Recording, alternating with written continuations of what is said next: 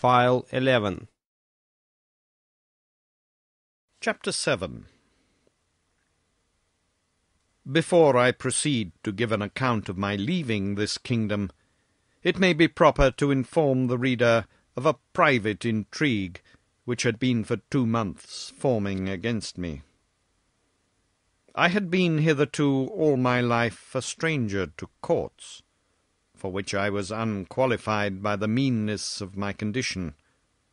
I had indeed heard and read enough of the disposition of great princes and ministers, but never expected to have found such terrible effects of them in so remote a country, governed, as I thought, by very different maxims from those in Europe. When I was just preparing to pay my attendance on the Emperor of Blefuscu, a considerable person at court, to whom I had been very serviceable at a time when he lay under the highest displeasure of his Imperial Majesty, came to my house very privately at night in a close chair, and without sending his name, desired admittance. The chairmen were dismissed. I put the chair, with his lordship in it, in my coat pocket, and giving orders to a trusty servant to say that I was indisposed and gone to sleep, I fastened the door of my house, placed the chair on the table according to my usual custom, and sat down by it. After the common salutations were over,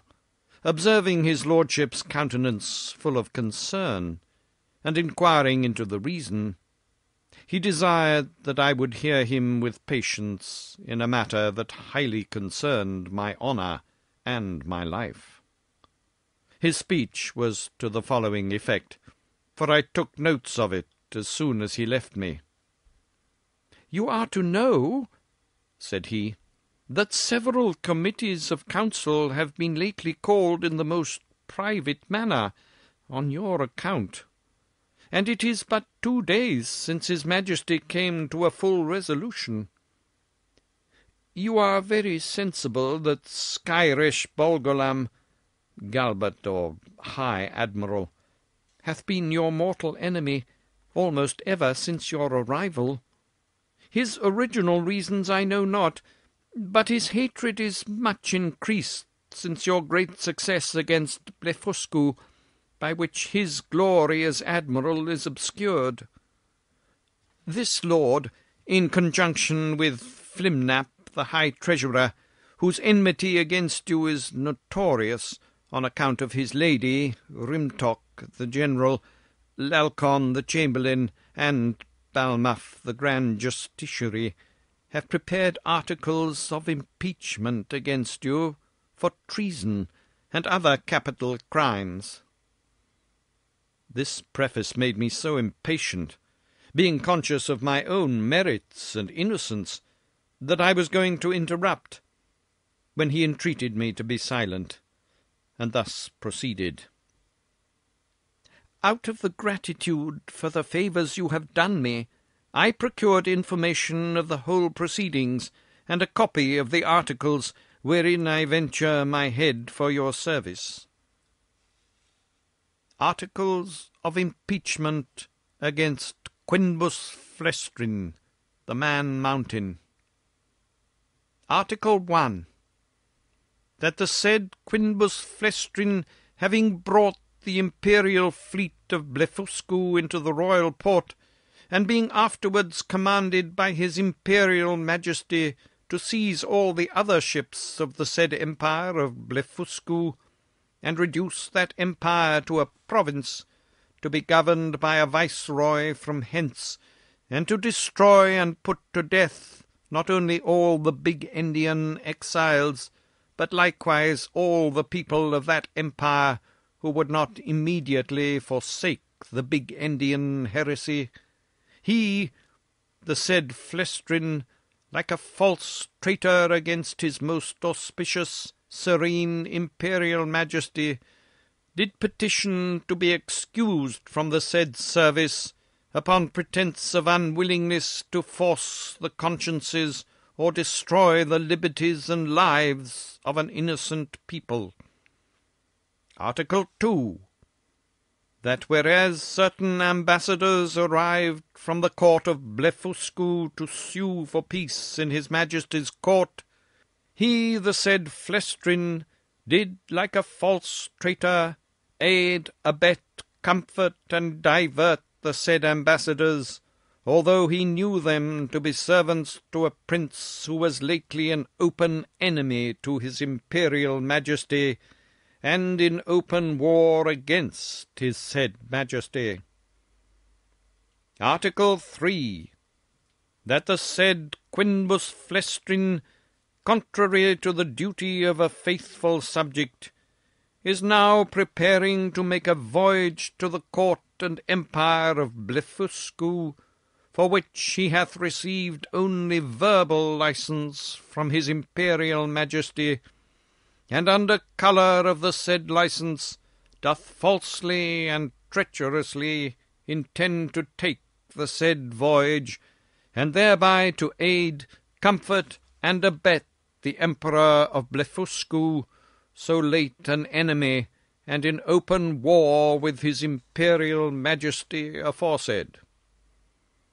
There are some other articles, but these are the most important, of which I have read you an abstract. In the several debates upon this impeachment, it must be confessed that his Majesty gave many marks of his great lenity, often urging the services you had done him, and endeavouring to extenuate your crimes.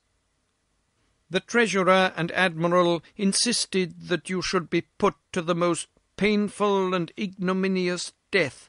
by setting fire on your house at night,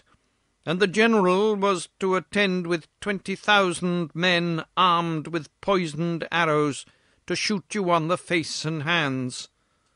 Some of your servants were to have private orders to strew a poisonous juice on your shirts, which would soon make you tear your own flesh and die in the utmost torture. The General came into the same opinion, so that for a long time there was a majority against you.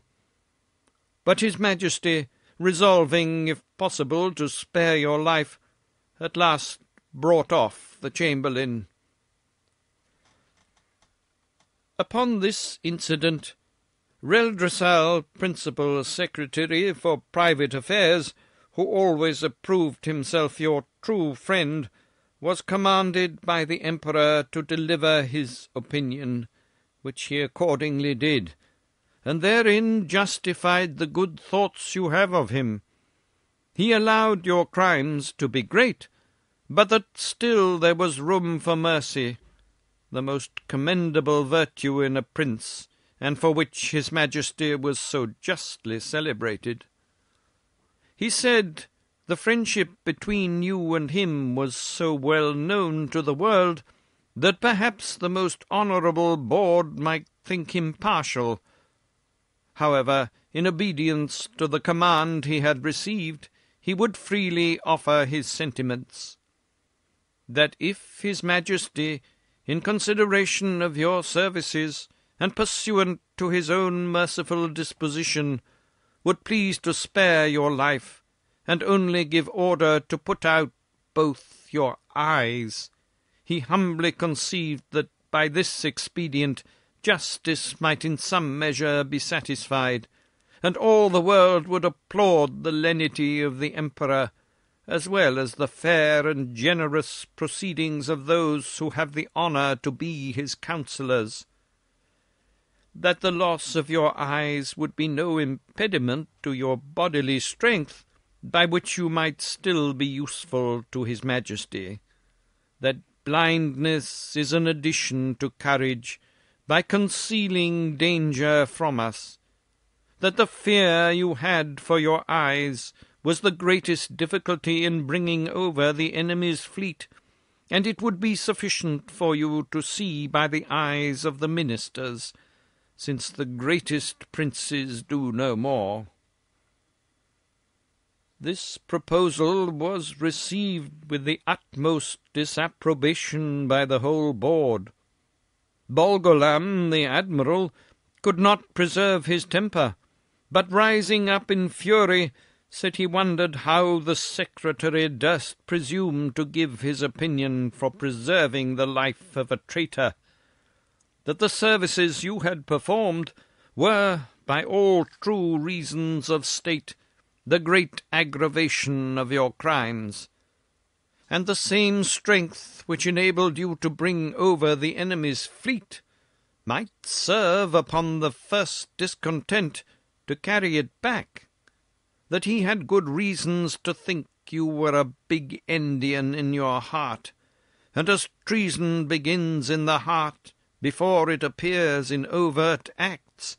so he accused you as a traitor on that account, and therefore insisted that you should be put to death. The treasurer was of the same opinion.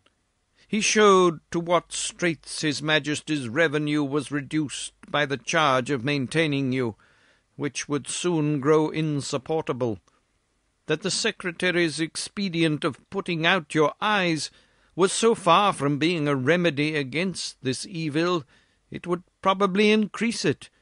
as it is manifest from the common practice of blinding some kind of fowl, after which they fed the faster and grew sooner fat,